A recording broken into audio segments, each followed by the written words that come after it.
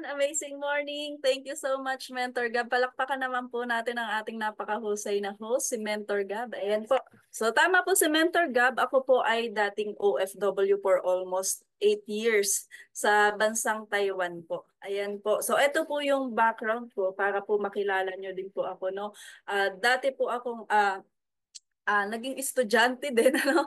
So, 2 years, nakapagtapos po tayo ng 2 years sa ah, BS Nursing po. Dahil ladderized po yung BS Nursing, so nagtapos lang po ako ng 2 years kasi po mahirap po ang buhay. Ano po, so hindi po tayo galing sa maraming pamilya. Mahirap po talaga yung buhay namin at galing po ako sa pamilya ng magsasaka. So ayan, pinili ko po natapusin na lang yung 2 years para at least makapagtrabaho na po at makatulong po sa pamilya. And ito po, kung nakikita nyo po, meron po ba tayong mga OFW dito? Can you type 2 nga po? Kung kayo po ay OFW, kasalukuyan po kayong nasa ibang bansa or dati po kayong OFW. So, ito po yung eroplano na yan, kaya nilagay po yan dyan. Kasi bata pa po akong maliit, nangarap na rin po ako ng mga ibang bansa.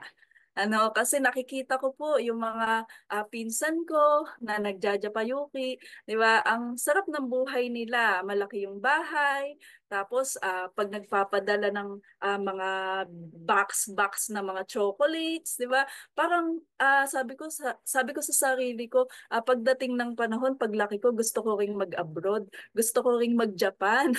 kasi kasi yun yung nakikita ko na paraan para maiangat po yung pamumuhay namin. Ano po? So, yan po yung natatakpo sa isip ko. And habang lumalaki po ako, no, talagang nag-try po ako na mag-apply po, no, bilang Japayuki. And siguro talagang hindi yun ang kaparaanan ng Lord. Hindi yun ang gusto ng Lord para sa atin. And yan po, nakapagtrabaho po tayo sa Taiwan. Pero before po yan, nagtrabaho po ako. Naging empleyado din po ako. No? Nagtrabaho ako una sa fast food kasi nag-working student po ako para po masustain din yung pag-aaral ko nung time na yon. And after noon, nagtrabaho din po, after ko makagraduate, nagpunta na po ako ng Manila. At doon po naging sales consultant po ako sa isang mga mamahaling brand na mga bags from Australia. So doon ko po din nakita, no, na grabe talaga, ang dami din palang mayayaman. Yung pagpasok nila ng butik, tingin lang sila, kunin lang nila yung gusto nilang bag, hindi nila tinitingnan ng presyo, bayad sa counter. Sabi ko, grabe, no? Parang ibang-iba yung pamumuhay nila. So nandun ulit na nangarap ulit ako na gusto ko talaga na umangat talaga yung buhay. Gusto ko talaga na yumaman, ganyan. Hanggang sa, ito po yung naging way. Gusto ko mag-abroad na lang ako para mas mabilis. Kasi ito lang yung nakikita kong paraan para po kahit pa paano, makaangat po talaga sa buhay. And then nag-apply po tayo sa ibang bansa. And ito po, glory to God, kasi mabilis naman po tayong na tanggap. Ano po? So, actually, sinamahan ko lang po kasama namin sa kwarto. And ako po yung nakuha.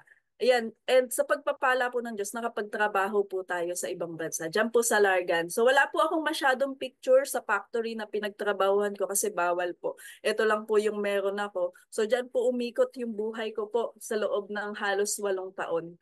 And alam naman po natin bilang OFW, hindi po talaga ganun kadali. Mahirap, marami pong hirap, marami pong sakripisyo, maraming pagod, maraming puyat, ano. Pero kailangan mong kayanin kasi ah, kasi para sa pamilya, 'di ba? Umalis ka, nagtrabaho ka, nangarap ka para makatulong sa pamilya. Pero malungkot po talaga ang pagiging OFW. Akala lang po natin masaya, magpapadala ng picture, makikita natin sa social media na ayan, mga nakakiti. Siyempre, para maganda sa picture, napunta kayo sa mga magagandang lugar para makita nila maganda sa picture. Pero hindi alam ng pamilya natin yung ginagawa natin doon, yung sakripisyo natin doon na halos sorry, halos kinakapos ka na ng pera, yung pagkain mo, tipid na tipid, 'di ba? So marami talagang sakripisyo.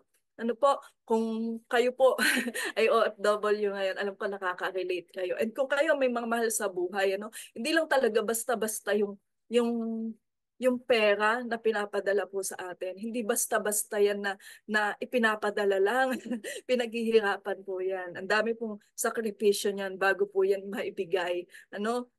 So, after nun, so sa pagiging OFW, marami po talagang mga nangyari. And dumating din sa time, mga MERS, na um, yung panahon na yan, habang nasa abroad ako, isa sa mahal ko sa buhay ang nawala. No?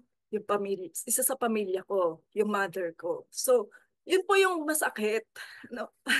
Sorry, sorry. Yun po talaga yung masakit na mawalan ka ng mahal sa buhay kasi hindi ka agad makauwi. Hindi hindi mo yung alam mo yung hindi mo mapuntahan agad, ganun.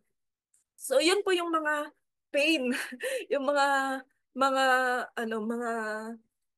siguro mga bagay na talagang counted na nandoon naranasan mo para tumatag ka, para mabuo ka, ganun. So, ayan. Sorry. So, ayan po. Umpisa pa lang. Ano. Pero after po ng almost 8 years, umuwi po tayo ng Pilipinas. So, pagdating ng Pilipinas, dahil nga nangangarap po tayo, no, na talagang umasenso, um, dito po tayo napunta naman sa pagto-traditional business. Actually, bago pa ako umuwi, yung isang kaibigan ko, ka-church ko, na nag-message na po sa akin, actually, yung angel mentor ko, nag-message na po sa akin and inintroduce niya yung business, yung I Am Worldwide. Pero hindi ko po yun pinansin. Kasi syempre, nung mga time na yun, ang daming nangyayari sa ibang bansa. Nauso yung mga Ngoldex, yung mga mga na-scam sa mga network marketing. So hindi ko siya talaga um choice na maging negosyo. So gusto ko mag-traditional business dahil nandun po yung passion ko sa mga food business. Gusto ko yung mga ganitong negosyo, no? Ayan, nagtayo po tayo ng sarili nating negosyo. Dahil wala naman po tayo talagang experience sa mga ganito, out of love lang na gusto mo lang talaga na makapag-build din ng negosyo. Uh, Hindi po yan tumagal kasi dumating po yung pandemic. 2019 nung ako po ay dumating. Tapos natayo ko po yung business na yan. Ilang months pa lang po. Although na-experience ko po kumikita po talaga siya. Naging 30,000 per month, ganyan. Pero alam niyo po yun, dumating yung pandemic, biglang boom, sarado po. Sarado po yung negosyo na yan. And dun po, ang hirap po pala talaga kasi naglabas ka ng pera, maraming operational expenses, and actually 2 months pinasara po ng government, 'di ba? Lahat ng establishment sarado, pero bumabayad pa po ako ng rental. Yun po yung mahirap doon kasi wala kang kinikita, hindi ka makapagbukas, pero nagbabayad ka. Ayun po. So, naubos po yung puhunan, tapos ang daming nasayang na stocks, 'di ba? Hanggang sa ah yung yung naalala ko po na si Mentor Lay at saka si Mentor Mike, kaya pinuntahan po nila ako diyan sa shop na yan, at introduce po nila talaga sa akin ulit yung face to face. ano po And ayun po, nag-join po ako sa kanila pero hindi pa po nung time na yon. Kaya nung nagsarado po yung business ko na yan, doon ko po naalala. Um, Doon po tayo na ano na nakapag-isip ng iba pang negosyo. And yun po, nag-join po tayo kay Mentor Lee at saka kay Mentor Mike. Kaya sobrang thankful po ako na talagang hindi po sila huminto na i-share yung business po sa akin. Ano po? And yun po yung maganda pong nangyari dito, dahil po negosyo po yung gusto ko, nag-benefit pa rin po yung akin pong mga anak. Ano po? Kasi 'di ba, health yung healthy yung mga product natin. And yung isa po yung anak ko na meron pong asthma, may pneumonia po siya, na nag-benefit dito sa produkto. Kasi sa kanya ko po pinagamit. Una, choco barley lang po yung gamit ko. Pero nung sumunod po, nung naubos yung Choco Barley, pinagamit ko po yung barley. And yun po, sobrang healthy na po niya ngayon. Hindi na po siya na ospital. Kasi nung nasa Taiwan po ako, tsaka nung pag-uwi ko po dito, lagi po siyang nako-confine, lagi po siyang na-ospital. So, sobrang grateful po ako doon sa produkto po natin, ano? At saka syempre, kay Mentor Lay, kay Mentor Mike, tsaka po sa IM Worldwide. And ito po yung pamilya ko. Ayan, sila po yung dahilan kung bakit po ginawa po natin yung magsikap sa buhay, ano?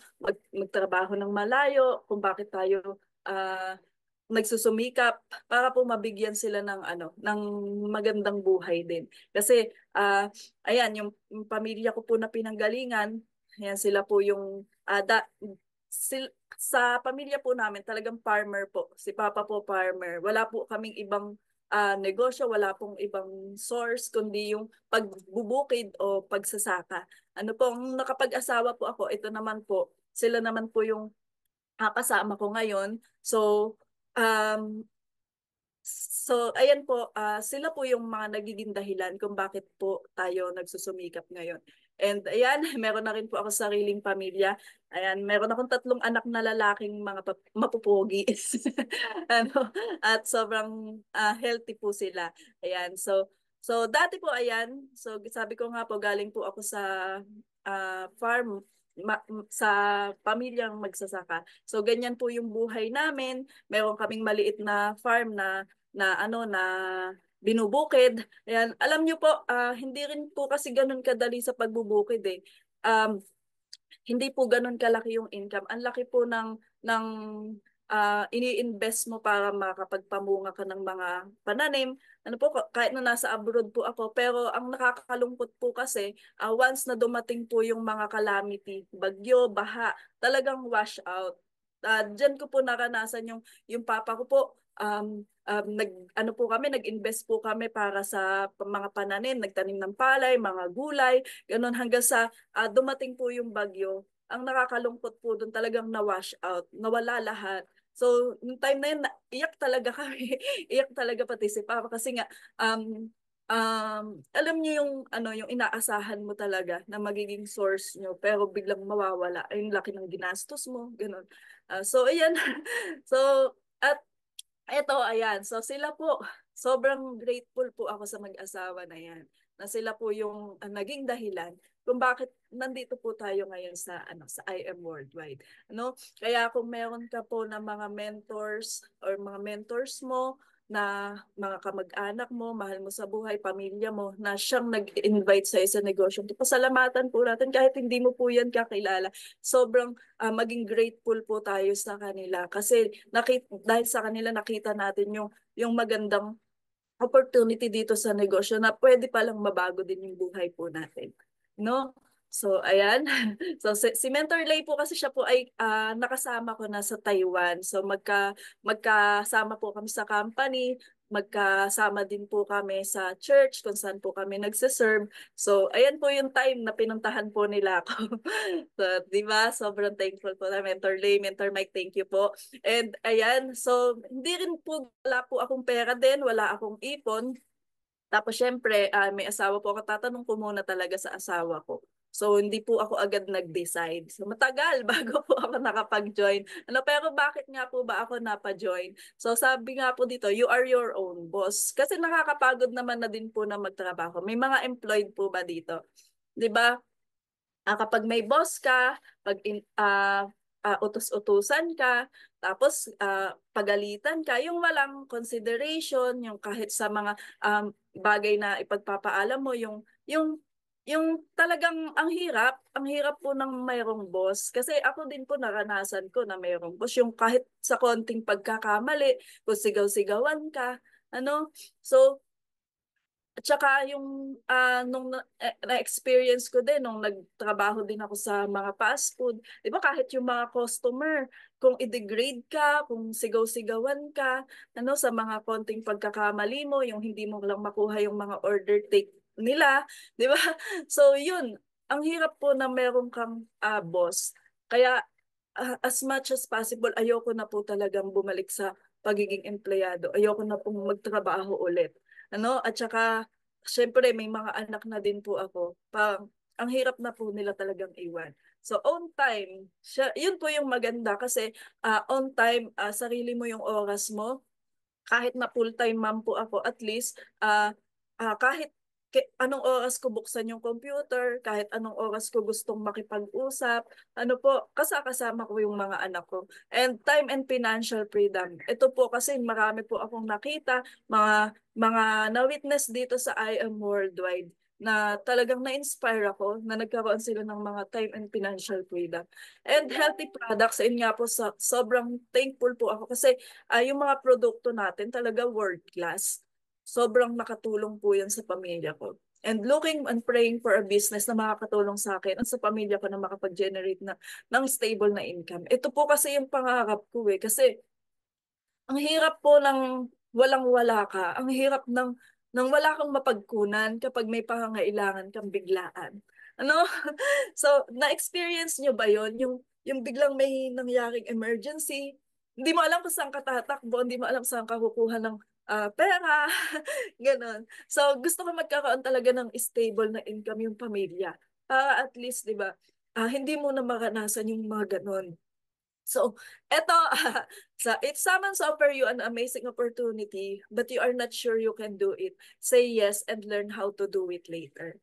Ayan. So, ito po yung napasok din talaga sa isip ko at sa puso ko na, na kapag may nag-o-offer sa atin ng opportunity, mag-yes lang tayo. Kasi pwede naman pong matutunan lahat. Ano po, nakapag-abroad nga po ako, wala akong alam sa mga gagawin kong trabaho, wala akong idea sa mga taong makakasalamuha ako doon. Pero ginawa po natin. Ginawa ko po para po sa pamilya ko. Kasi matututunan naman po along the way habang nandoon ka, At ganun din po dito sa negosyo, Dito sa I Am Worldwide, kahit ako wala din naman po akong idea sa network marketing, may idea man ako, negative pa. ano, Negative pa. Pero nag-yes lang din po tayo. Matagal man nakapag-decide, pero eto po talaga, mag-yes ka lang talaga kasi matututunan at matututunan din po natin. No? And ayan, ito yung una po nating ginawa. Nung nakuha natin yung product, syempre, nag-aral na rin po tayo paano ba natin to ibebenta. Kasi hindi po ako magaling sa selling. Kung meron po dito, hindi rin magaling magbenta-benta, nahihiya magbenta, natatakot ma-reject kapag ino-operan mo ng produkto. So, ganun din po ako. Nahiya din po ako, natakot din po ako. Hindi rin po ako magaling. Wala din po akong kakilala.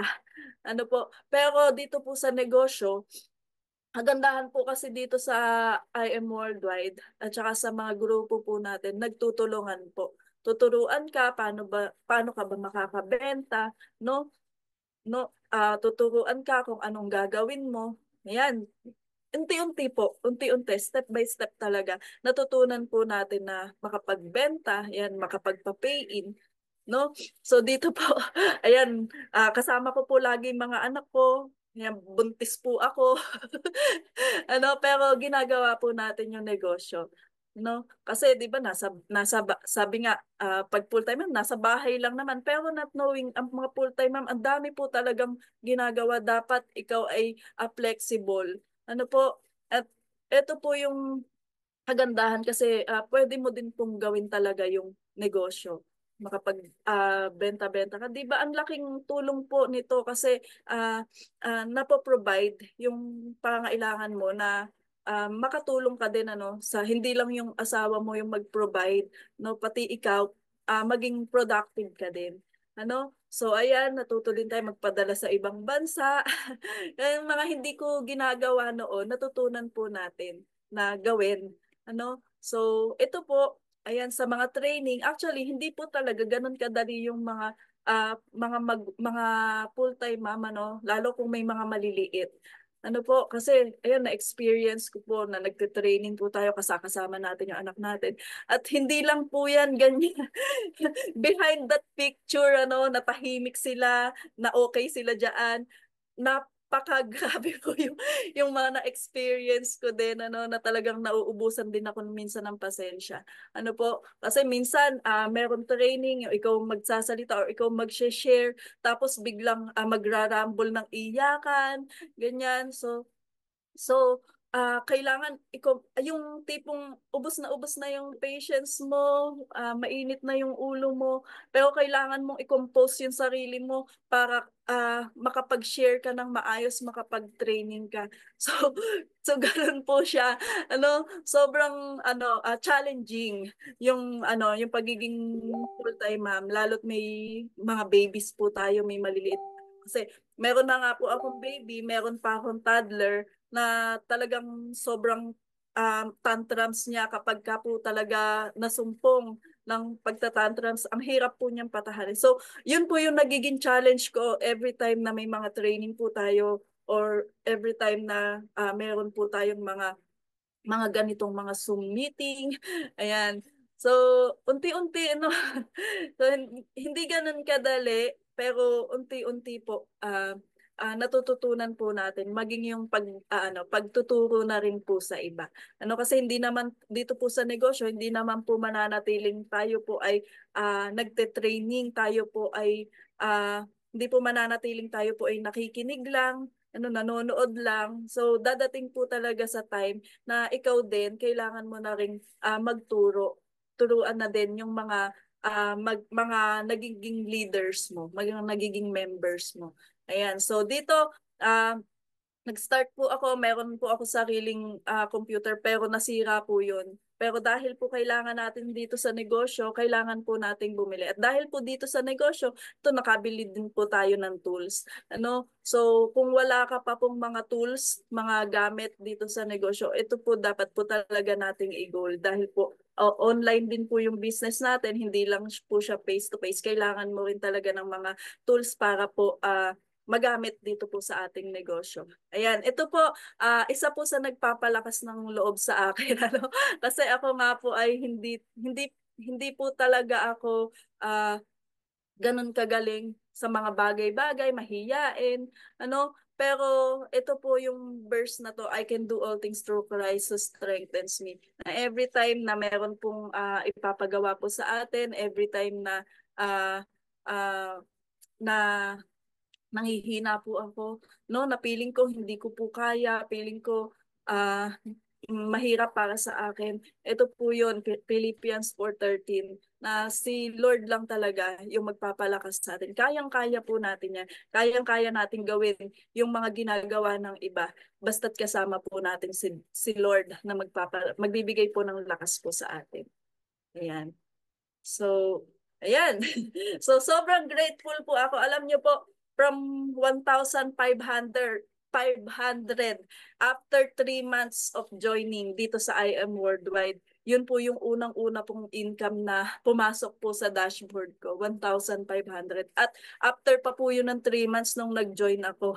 Sobrang grateful po ako ngayon kasi na-experience ko po ito, di ba? So, maliit man po ito sa iba, pero sobrang thankful po ako. Kasi kasi full-time mom nga lang po ako eh. Pwedeng hindi ko naman 'to makitain, pwedeng wala akong kitain, pero grabe kasi meron palang ganitong opportunity na pwede kang kumita kahit nasa bahay ka. Ano po? So, ayan, kaya sobrang thankful. Hindi man yan ganyang kalaki, pero naniniwala ako na dadating din yung time, ma-experience din natin yung na-experience ng iba. Kung yung iba ang bibilis, ang lalaki ng income, nagiging motivation ko po yun na next time na dadating yung time na ma-experience din po natin. Ayan. So napapasama din po tayo sa mga rewards, achievements, mga award na binibigay po ng ating pong team. Ayan, sa Team Wealth Builder, sobrang thankful sa mga acknowledgement na ganito. So nakaka-fire up na meron pong mga ganitong mga award, 'di ba? So ayan, ito yung milestone natin, unti-unti talaga. Pag tinitingnan ko to, yung mga milestones to million, Sabi ko nga, siguro pagdating ng time na in God's perfect time talaga, may experience din natin. Kasi dating wala. Tapos ngayon may 100K, may 200K. Di ba? So, sobrang ano lang, nakakapagpasalamat lang sa Lord. Ano? And ayan, naka-experience na rin tayo yung mga Give Me Five na dati nakikita ko lang na yung iba nagkakaroon ng mga Give Me Five, nagkakaroon ng mga bonus. Ang sarap po pala din sa pakiramdam. At ito po sa tulong po ng ating mga angel mentors, mga top mentors po natin, nakapag pa-event din po tayo. Yan, yung per Cecil po namin. So, ang nakakatuwa lang po dito no sa negosyo po natin, um actually halos halos lahat po ito hindi ko kakilala. Ano po, wala po akong kakilala sa mga team po ngayon. Kaya sobrang grateful po ako. Meron po tayong nabuong team, ano, ayan, nabuo po natin yung Ignite Wealth Builder, nagkaroon ng Goal Achiever, nagkaroon ng Indestructible, at soon magkakaroon pa tayo ng maraming team na mabubuo po. At sa tulong po yan ng ating pong angel mentor, yan, si Mentor Mike, si Mentor Lay, grabe po ano, kasi hindi ko naman po alam kung paano ko i-handle, paano po ako makakabuo ng grupo. Pero dahil ginagabayan po tayo ng mga top mentors natin. Sobrang sobrang grateful po ako kasi meron na po tayo ngayong nabubuong mga team, and nakapag second season na rin po tayo. Ayan. So, 'di ba, nakaka-amaze lang talaga yung Lord na kahit mga taong hindi mo kakilala, yun pa pala yung mga taong magtitiwala sa iyo. Kasi sa mga kamag-anak ko, sa mga kaibigan ko, iba, kaya nga ang tagal ko din na hindi nakapagpa-join. Halos 3 months po bago ako nagkaroon ng first na DR. Ano po, hindi ko po alam kung bakit ayaw ayaw po nilang maniwala, parang ayaw nilang sumuporta, yung ganon. Pero grabe po si Lord kasi bibigyan ka ng mga taong makakasama mo. Bibigyan ka ng mga taong um, makakatuwang mo, no? Parang magiging pamilya mo dito sa I Am Worldwide. Ayan. So, ayan. At saka kagandahan po dito, no, sa ating pong negosyo, hindi lang ikaw talaga yung kikita. Hindi lang ikaw yung magkakaresulta. And ito po, pinapakilala ko po yan, si Mentor Maricel. Isa po yan sa mga taong nagtiwala po sa atin. Hindi po kami related, kahit sa blood o kahit sa mga kaibigan. Actually, hindi po talaga kami magkakilala. Pero siya po yung ah, naging pamilya na rin po natin dito sa I Am Worldwide na nagtiwala po sa atin. So, kagandahan po talaga kasi dito, hindi lang talaga ikaw o yung ikaw ang nauna, ikaw ang magkakaroon, ikaw magkakaresulta, hindi po ganon. Halos lahat po talaga may pantay-pantay, may equal talaga yung opportunity dito. At alam niyo po ba, siya pa po yung kauna-unahang nakapaglabas ng sasakyan. Ano po sa amin. So, sobrang na-amaze lang ako sa Lord nung dumating yung time na yon. Nakakatuwa na na na ganito pala dito sa I Am Worldwide, ano. Sobrang ganda talaga ng opportunity. Ayan, may mga nag-give me five na din under ng team po natin. Ayan. So, sobrang grateful po, ano. And ayan po, ito po, isa lang din po ako sa nag-declare din. Actually, nung lumabas yung sasakyan ni Ate Maricel, so naano po ako diyan, sobrang na-inspire po ako. And at the same time, parang nakaramdam ako na ano, na na ah bakit bakit ako hindi pa ako makapaglabas ng sasakyan. Parang na down po ako, pero masaya po ako para sa leader ko.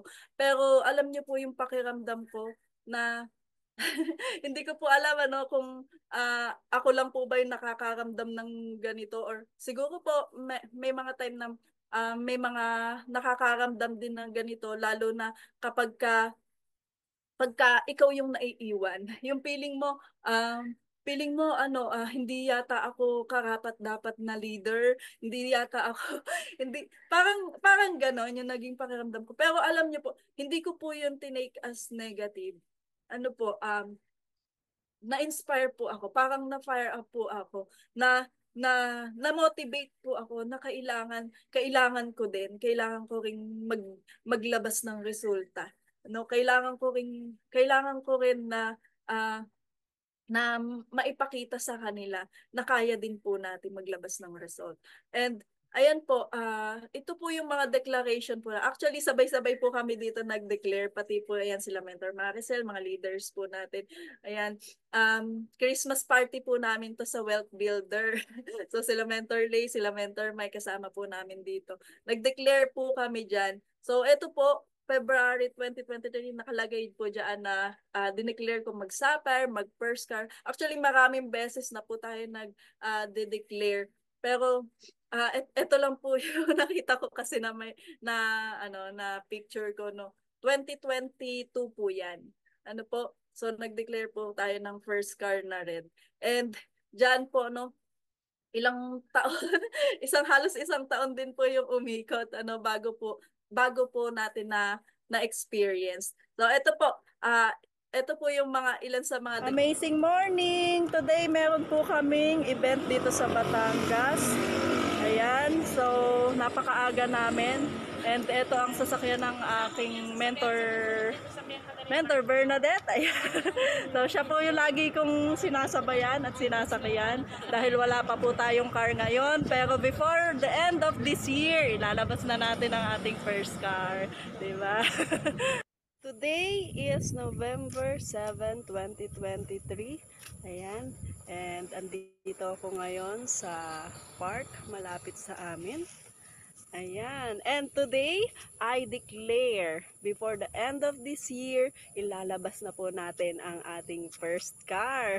With man, this is impossible, but with God, all things are possible. Ayan. So, yan yung mga ilan sa declaration natin. Napaka-powerful po talaga ng declaration. At napaka-importante din po na naniniwala tayo sa kung ano yung lumalabas po sa bibig natin. And maraming beses po na nakikisakay po tayo. Tapos, nagko-commute. Ayan. So ito po yung unang baba po namin sa Batangas nila Mentor Mike. Nakisakay po tayo sa kotse ni Mentor Mike. Ayan, may time din na nagre-rent po tayo. Tapos, actually, napakagastos din po talaga. Sobrang gastos po na mag-rent ka. Tapos sa pagko-commute, ayan, na-experience din po natin na mag-commute. Tapos, ayan, magpapadala po ako ng mga product, nagpa-process po.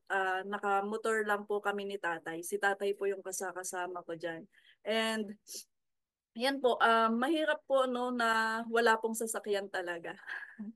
Sobrang hirap kasi dumadating din sa time, 'di ba? Syempre nakikisabay lang po ako kung saan lang po yung point na dadaan sila, doon po ako bababa. And dumadating po sa time na halos hating gabi na. Yung alam niyo po yung sobrang dilim. Sobrang dilim po doon sa bababaan ko. Syempre, bilang babae, natatakot din po ako. Natatakot po ako kasi yung binababaan ko, alam ko naman na may maraming mga taong hindi mabubuti, 'di ba? May maraming mga addict sa lugar na 'yon.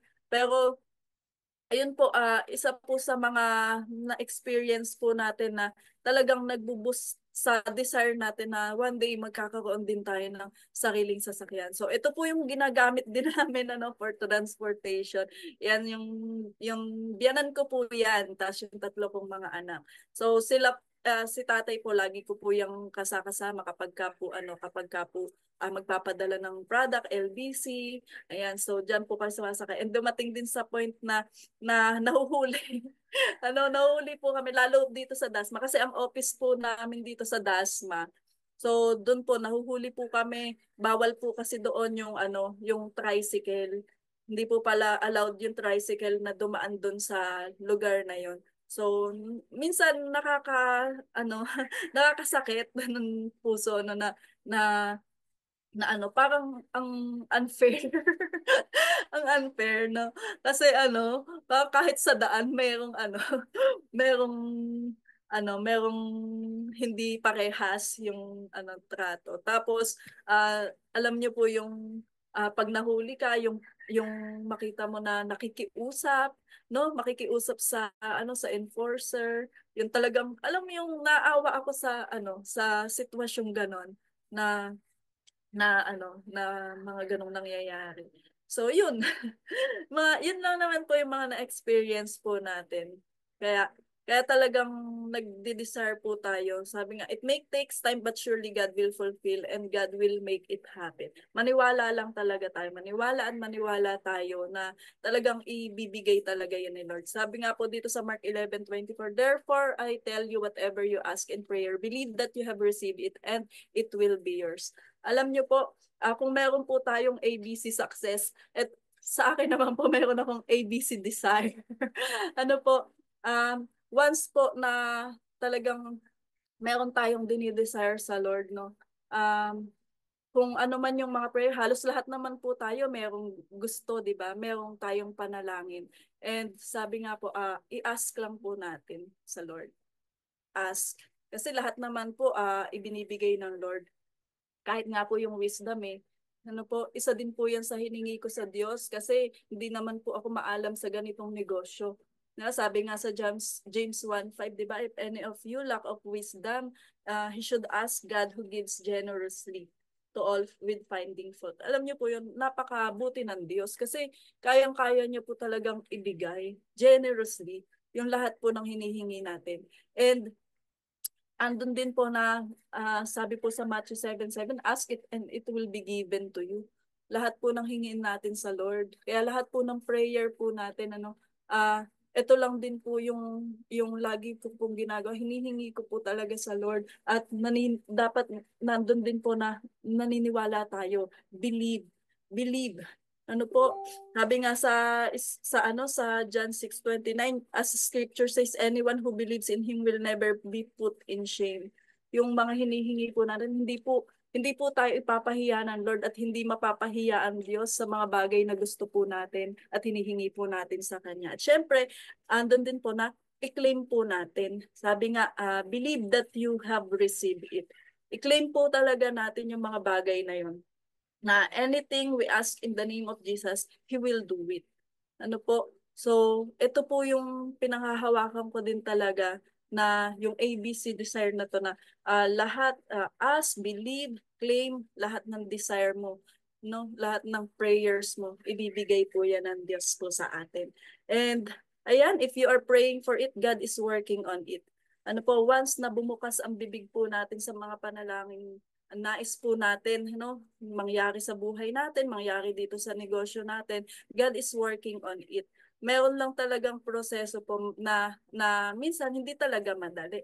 Ano po, kahit po sa akin po, halos may mga time po na parang ayoko na. Parang gusto ko na lang mag-alaga. Alagaan ko na lang muna yung mga baby ko. Paglaki na lang nila, tsaka na lang. Parang, minsan ganun po, parang gusto ko na pong sumuko. Ano po, kasi nahihirapan po ako. Pero sabi nga po, proseso lang eh. Kailangan, mga mentors natin, di ba? Halos lahat naman naririnig natin na meron lang talagang prosesong pagdadaanan ka. Ano? Para po makuha mo yung mga pinapanalangin mo, yung desire mo. Kasi, di ba, nire-remind naman sa akin din ng Lord na yung mga nangyayari na yan, yung mga proseso, yung mga pain, yung suffering, lahat po yan nangyayari hindi lang para pahirapan ka. Hindi lang para sa walang bagay. Nangyayari yan to glorify the name of God, no? To glorify the name of the Lord. Kasi hindi naman mapapapurihan yung pangalan ng Diyos kung nagawa po natin talaga ng madali. Hindi naman mapapapurihan si Lord kung wala naman tayong pinagdaanan. Paano din po tayong makaka-inspire? Sabi nga po sa mga training din po natin, na naririnig ko, paano pong mai-inspire yung mga tao kung lahat po sa atin ay madali? Ano po? So, ayan, glory to God. Ayan, nakuha na po natin si Osip. So, yan po yung ating bagong sasakyan na nakuha, no? And alam niyo po, naglabas po ako ng sasakyan nag-yes mentor lang din po ako. Matagal na po tayong sinasabihan na maglabas na ng sasakyan. Sabi kasi sa akin, natatakot po talaga ako kasi baka hindi ko mabayaran, baka yung baka sa halip na maging komportable para sa amin, maging burden po. So yun po yung nasiksik sa isip ko. Ano po, pero alam niyo po, makinig lang po tayo sa mentors natin na kapag ka po may mga sinasabi sila sa atin, no, gawin lang po natin. Kasi alam niyo po, dadating po yung marirealize talaga natin na tama talaga si mentor. Ano, kailangan mo talaga na maglabas din talaga ng sasakyan. And I choose to be motivated. Ano, kasi dumating nga po sa time na parang hindi naman ako, parang nadadown talaga ako. Nadadown ako. Parang hindi naman ako kailangan ng mga ano ko, ng mga leaders ko, hindi naman ako kailangan ng mga members ko. Ano, okay naman sila. Ano, tapos andun talaga na ah, pero alam niyo po, hindi buti na lang po talaga meron tayong mentor. Ano, meron tayong mentor na mag-encourage po sa atin na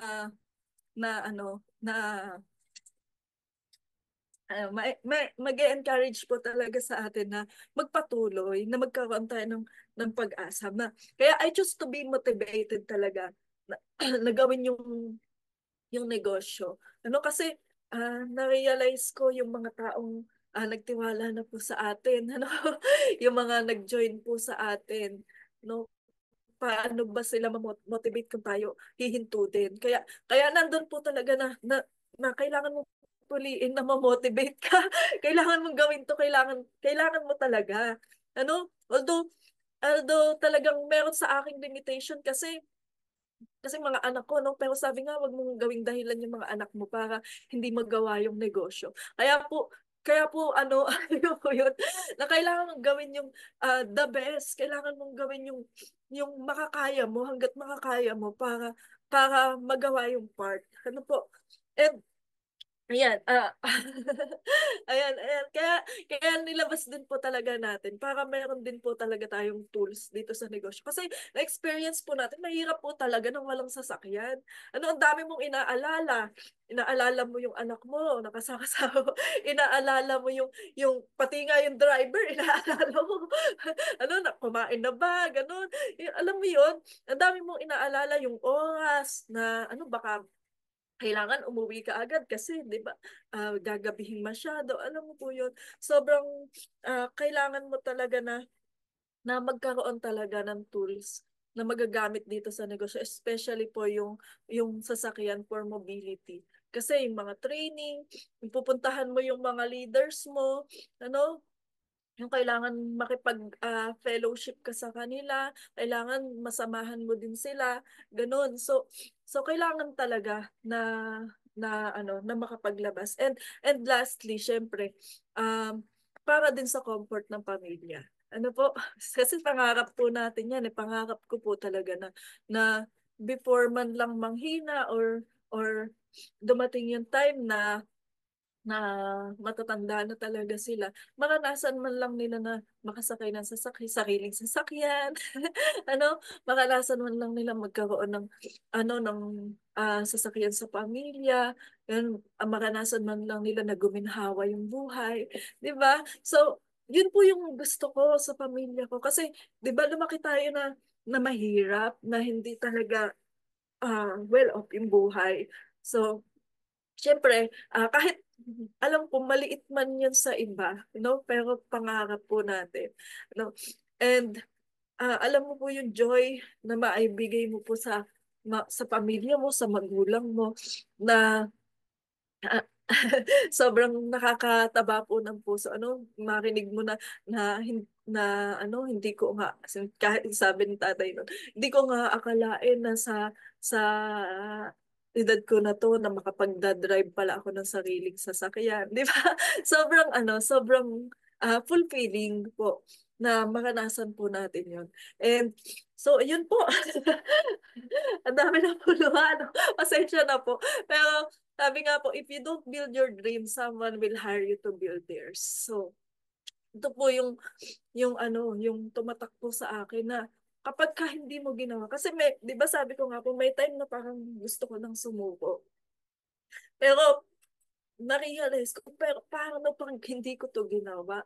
Di ba, balik na naman ako sa employment. Pag laki-laki ng mga anak ko, baka magtrabaho na naman ako sa, mag-employment na naman ako, magtrabaho na naman ako sa mga factory or sa amang mga company.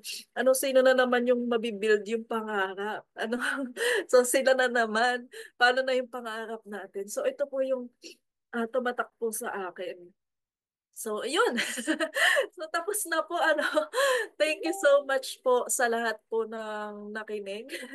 Thank you so much po sa lahat ng ating participants, sa 48,000 participant po natin. Maraming maraming salamat po, ano, sa pakikinig po. And thank you po, Mentor Ikay, sa opportunity po na makapag-share din po dito. Isang privilege po ito para po sa amin. And thank you so much po and back to you, Mentor Gab. Di ba ikaw ay isang mommy of three? Paano mo na ma-manage yung time mo na meron kang full-time mom ka tapos at the same time ay ginagawa mo ang I Am Worldwide. Tapos ngayon, nagkaroon ka pa ng result. So, paano mo na-manage yung time and ano yung mindset mo? Bakit ka naglabas ng car? Yun lang, Yeah. Menti. Thank you so much po, Mentor Ikay. Ano po, yung time management po, mahirap po talaga siyang i-manage kasi hindi mo pwedeng, sa akin po hindi ko po siya maset ng ito talaga yung oras. Pero nabe-break kasi yon pag may mga pagkakataon na yung mga bata, kasi mga bata po talaga sila, may time talaga na nagtatantrum sila, nabe-break siya. So, ang ginagawa ko po, every morning, 4 a.m., nagising po tayo kasi may mga ibang activities din po tayo sa church. Ayan, may devotion po, mayroong don't watch, ganyan. So, 4 a.m. nagsiset na po ako ng, ano, na makapag-devotion na po, yung sariling devotion po natin. Tapos, 5 a.m. devotion naman po sa church, 6 a.m. At saka, ano lang po talaga, kailangan ko po talaga na unahin kung ano yung mauuna talaga, yung kailangan. Ano po, yung oras kasi ng paggagayak din po sa mga bata, papasok. Yun, tapos kapag ka po talaga nakapasok na sila, tapos ah, na free po yung time po natin, doon po ako posting po tayo or sa gabi po, yan nagpo-post na po ako diyan. Meron na po kasi tayong mga schedule post sa FB na pwede na tayong mag-post ng mga ipo-post po natin. Usually yung mga devotion po sa umaga or tapos after mga 4 hours yung sa mga products po natin, mga activities. So ganun na po, ipinopost ko na po siya pagka po talagang free ang oras. So yun, yung time management po mahirap po talaga para sa akin. Pero nagagawa naman po ng paraan na every time na wala po talagang ano, kasi lagi ko din pong karga ang baby ko. Kaya every time na nagpapa-breastfeed, ganyan, talagang inaano ko na yung oras. Sinusulit ko na yon na habang nagbe-breastfeed ako, magpo-post na po ako ng ano, sa mga groups, sa mga ano, yun. Uh, dahil din po sa mga na-experience po natin na nararanasan natin sa pagko-commute, sa pagre-rent, na mahirap po talaga. Kailangan po kasi natin talaga sa business for mobility. Hindi ko rin po kasi ma-maximize na nandito lang po ako sa bahay, no, na may mga gusto kong kausapin, na hindi naman din po nila maunawaan kapag ka po online, kapag ka po nagbi-video call lang, kailangan mo talagang puntahan. At saka lumalaki na din po yung team na nahihirapan din po ako na every time na may mga event or kailangan nila ng ng tulong na hindi po sila mapuntahan agad-agad kasi nga wala po tayong sasakyan, kailangan magko-commute. Tapos partida, meron pa po akong bine-breastfeed, hindi ko agad talaga maiwan. Kailangan talaga kasama ko siya. So yun, kailangan talaga sa negosyo na magkaroon talaga tayo ng sasakyan. And yun nga, kapag ka po may gusto kang kausapin na gusto mo pina-prospect mo, kailangan mapuntahan mo talaga kasi kapag ka mga text chat or video call, parang hindi talaga nila maunawaan or wala talaga dun yung focus nila na na pakinggan ka. Unlike po sa kapag ka pinuntahan mo mag face to face kayo, talagang nakikita nila at saka makita din nila na ayun, nagkaroon ka ng result. Tapos, yun pa, nag-decide din talaga ako para at least yung comfort po ng mga bata na na nakakasama ko din. Kasi hindi ko naman po talaga sila maiwan. Pag pumunta po ako ng training sa Batangas, madalas po sa Batangas po tayo na napapapunta. And hindi ko po talaga sila maiwan na nandito sa bahay or kung pupunta po ako doon, nagre-rent po talaga ako para komportable yung mga bata. Kasi ang hirap po nila ipagsiksikan talaga sa van. Kasi sa pagpunta po sa mga provincial or kahit sa Manila, van or bus po. Ang hirap po noon kasi mag-iilang sakay, ganon. Tapos, kawawa po talaga yung mga bata. At saka, yun po kasi, kailangan na din po talaga ng grupo. Kasi, ayan, isa din po sa nakapagpa-fire up po sa akin, naglabas po yun ng sasakyan yung leader ko. Ano po? So, yun po kasi na ano po ako na-inspire po ako doon. Parang naging fire starter po siya sa amin na, uy, gumising ka na. Gumising ka na. Naglalabas na yung mga member mo. Ikaw wala pa din. Kailangan mo na yan. Parang ganon. So, na ano po ako talaga, na-fire up po ako doon na kailangan ko na din talaga. Na hindi dapat maging huli. Hindi ka dapat maging huli. Dapat ikaw talaga yung mangunguna sa kanila para mas lalo po silang ma-inspire, mas lalo po silang ganahan po na gawin yung negosyo. So, yun lang po, Mentor. Nice. Very well said, Mentor Daisy.